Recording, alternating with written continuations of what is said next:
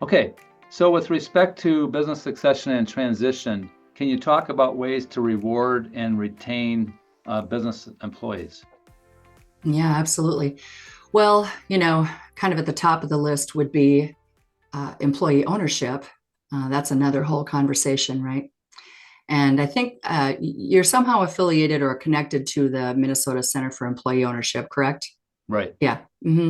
I produced a course for them that talks about exit planning. And I think that they've been producing a lot of their own content too, educational content. But there are three ways, of course, for owners to transition to employee ownership. And ESOP is always at the top, but it's not always a candidate for the company or the owner.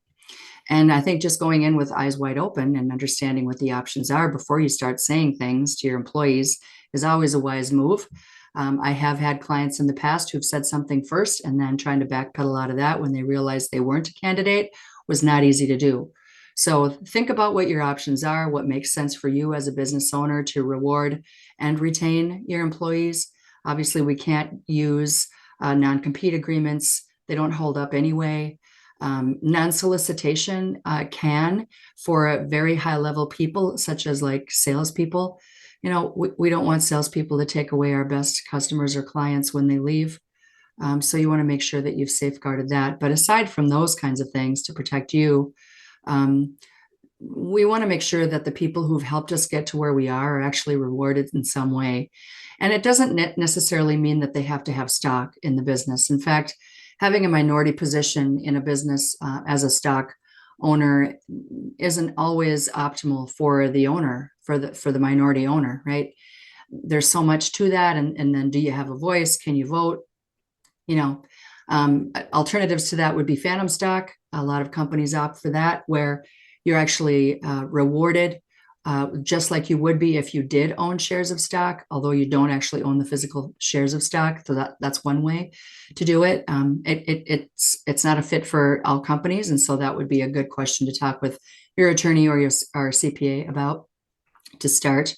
Another would be a deferred compensation program where you, as an employer, have a couple of really important people and you want to reward them, and they're going to be compensated for staying.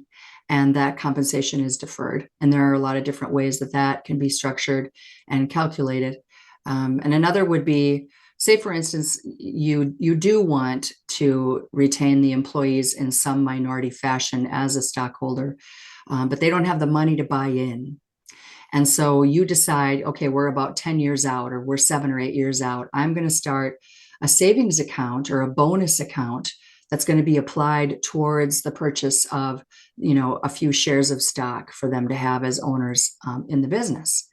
And instead of paying them a year-end bonus, or maybe it's split, they get cash and then part of it goes into this equity fund, which is marked to be purchasing these shares of stock. Now, if they are going to be the successors of the business, when the time comes then for them to go to the SBA and get a loan, then they have a position, an equity position. The cash down payment requirement is there, met or partially met at least, and that can really serve well for future owners of the business, especially on the deferred comp conversation, or the deferred, the savings to purchase stock. That would be a good conversation to have with your attorney and your financial advisor. The financial advisor would have more to say about deferred comp, but the attorney would also be helpful in setting that up.